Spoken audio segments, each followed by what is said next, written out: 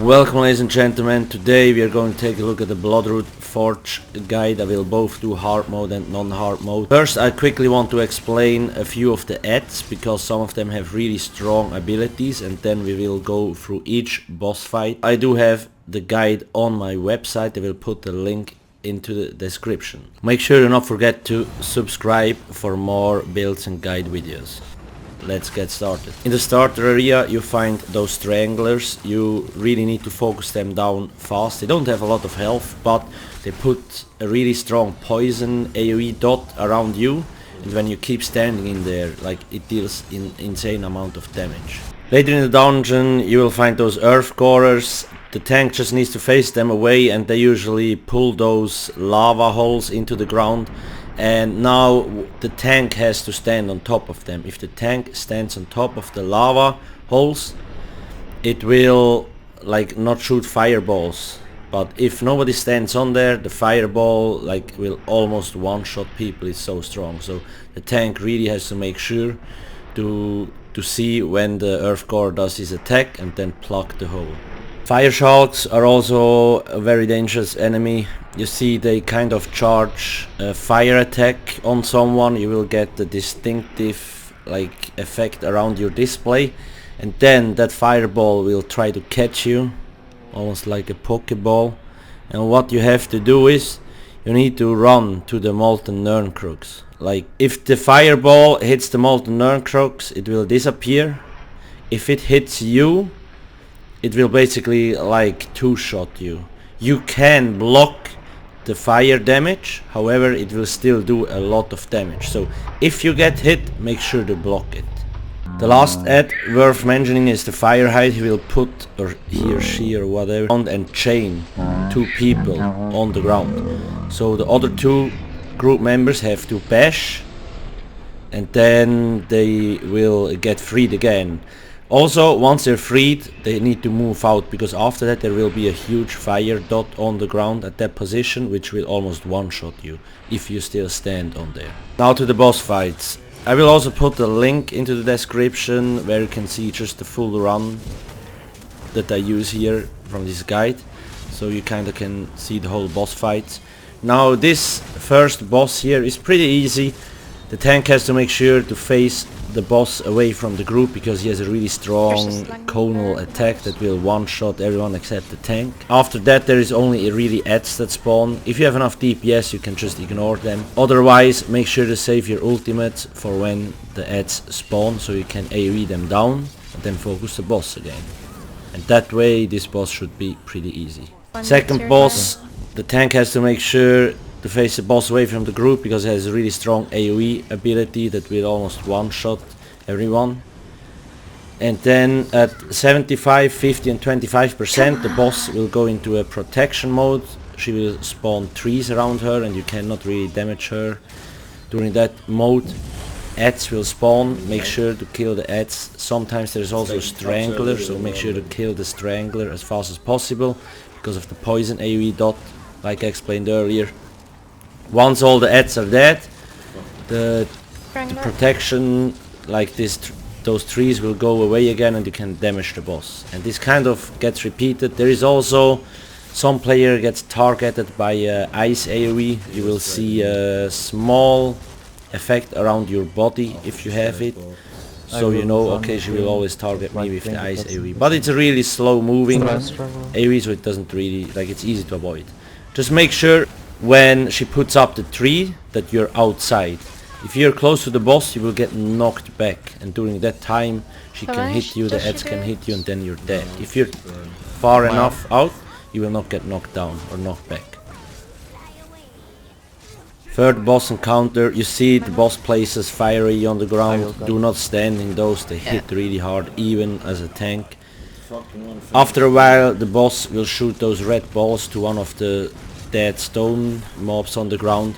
You want to kill them as fast as possible, like either just send one dude or just send the whole group towards this so he dies as fast as possible. If they are alive too long they will start spawning like AoE under you all the time, which is really annoying, so really make sure to kill them as fast as possible. More poor version. Other than that, there is not really, there's like he also does like the fire AoE where he shoots them away from him. Again.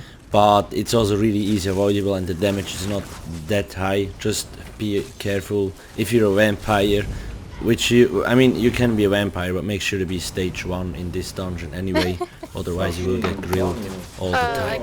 At like 25-30% he will start spawning all the stone mobs, so at this time it's just the burn phase. Nuke the boss down as fast as possible.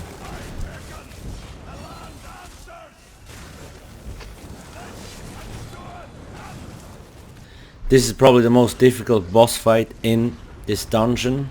Galchabar. Aware of most mechanics already, it's just all those things combined make it really difficult. So he will place those lava holes in the ground. The tank needs to plug it, otherwise it will hit your group members really hard. Then there is also the fire shulks. You see there is platforms around this arena all everywhere. Now they disappear and come back after a while. So when a fire shark targets you with his fireball, tries to catch you, you need to go to one of those stones outside, jump on them, so the fireball will get kinda extinguished in the molten Nurncrux. If you don't do that, then you will get the insanely strong dot on yourself and most likely die. So I usually recommend focusing the fire sharks down as fast as possible. Because after a while he starts spawning the stone mobs again, also focus those down as fast as possible. What I've noticed, when you damage the boss too fast, he will spawn the stone mobs too fast, which is not good. So really, once a stone mob spawns, make sure to focus it. The fire sharks, if you can deal with them, you also can just stack them on the boss and AoE them down. That's another thing you can do. After a while he throws his weapon into the middle and everything explodes. You know then that you have to go outside to one of the stones, because the whole area will be under fire and if you stand in it you're dead. Make sure for each person to have one kind of personal stone, because if 2 or 3 people stand of one of the stones outside, they will disappear faster and then you will die in the molten Nurncrux. Another stone dude. Watch out, I'm a bit far. I can't heal you, Romer, there. You have a death root or something? Yeah. Okay. Now we usually wait till he does one of his like fire AoE thingies where you have to go outside. After that we just usually, like if the boss has like 25% or less health left, we just nuke him down. So drop all our ultimates and just focus the boss so he dies as fast as possible, and then you should be good to go for the next boss. This is just a small mini boss before a last boss. Make sure to stand close to the cow-like creature, because he or she also pulls like the chains on you, on 2 group members, so you want to make sure to be able to interrupt as fast as possible, otherwise 2 group members will die. Every time one of the bosses die, they will kind of sacrifice themselves in the middle, and then if you're too close to the middle, fireballs will start hit you, but it's not really a problem if you're far enough outside like this here. I will quickly explain the non-hard mode and the extra mechanics of the hard mode from the last boss. Basically, make sure to stand close to one of the braziers if you want to in the non-hard mode, because you can activate the braziers and interrupt the boss's mechanics when he starts channeling his attack, and like huge AoEs fall down, like stones fall down from the wall. It also quickly stuns him, as you have seen, and then after a while he will start spawning a second and later on a third copy of himself. We usually always damage all at once a little bit, and then once the last one spawned, which has the lowest health, we just nuke that one down, and then the 2 bigger ones. Now this boss fight is probably really difficult for the tank, because at some point he has 3 adds on him and he also has to dodge the mechanics, like the stones from that come down from the wall. For the group members, basically when the stones come down, just like stack on each other and then go out, go back in, go out, go back in, and that way you never really get hit by the stones. You see more lava around the arena, so when you get too close to the lava it will spit fireballs out, and after like 3 or 4 hits you get stunned. So make sure to position the boss somewhere where there is no lava.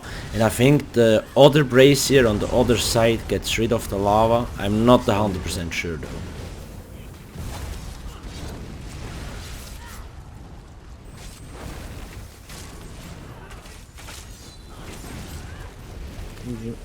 To activate hard mode, read the scroll next to the chest. Now you cannot, in hard mode you cannot activate the braziers anymore, so you need to play all the mechanics completely, which makes it more difficult, and obviously the boss has also more health. All the group members should be between the wall and the boss, so the boss faces towards the outer side of the arena. Why? Basically he shoots those fire AoEs which will pop up lava, right?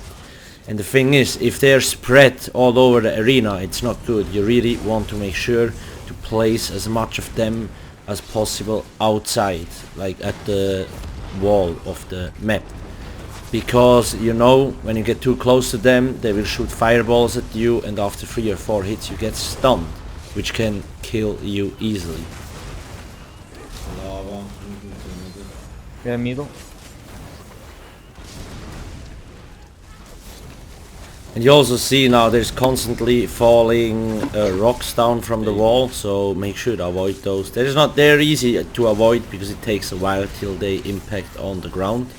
Same thing here again, the boss starts channeling his attack and rocks fall down from the wall. Now again, tanks have the most difficult job here. They need to kind of try to keep aggros of all 3 bosses and not get hit by the AoE from like the rocks that fall down from the wall. The group players the same again, try to be as close to each other as possible, move in, move out, in, out when the rocks fall down.